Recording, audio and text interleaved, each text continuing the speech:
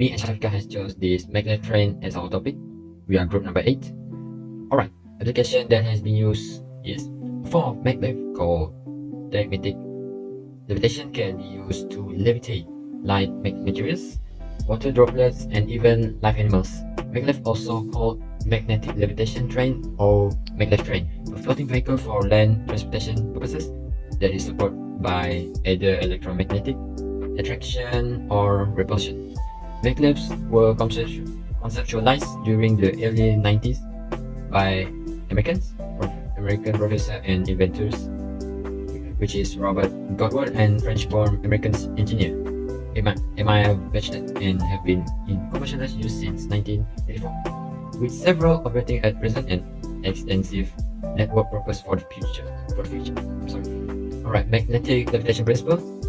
Magnetic levitation or magnetic suspension is a method by which an object is suspended with no support other than magnetic field. Magnetic force is used to counteract the effect of the gravitational acceleration and any other acceleration.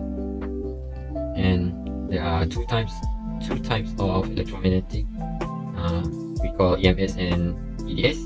Electromagnetic suspension, which the first one uses the attraction force between magnet present on the train side and other side and on the guideway to levitate the train.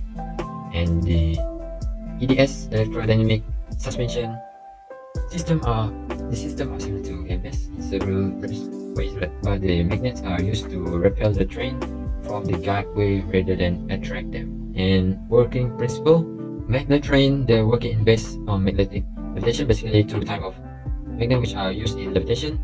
One set to repel and push the train up of the track, as in levitation. Then another set to move the floating train to the ahead at great speed, take advantage of the lack of friction.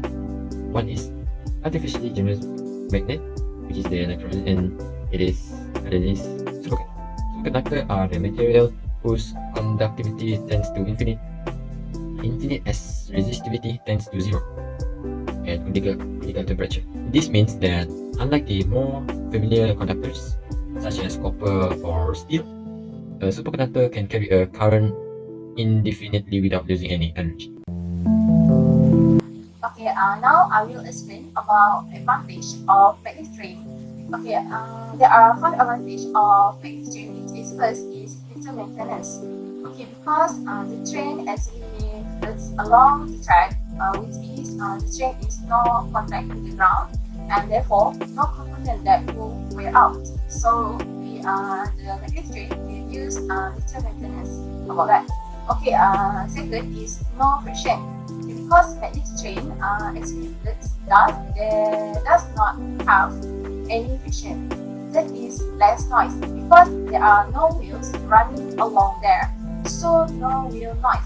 However, noise due to air disturbance still occurs. Okay, what is high speed? Magnetic train can travel at speed competitive with that of advance. Okay, the last but not least is pollution. Magnetic trains themselves do not pollute since they use electricity. They are capable of running on solar, wind, and other renewable sources. Okay, next we will see about the advantage of magnetic train. First is cost. It is what you see there. Cost.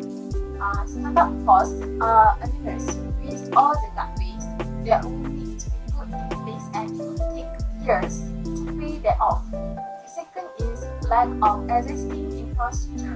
It's very difficult to make construction of magnetic line commercially viable unless there were 2 very large destinations being connected. The third is energy consumption.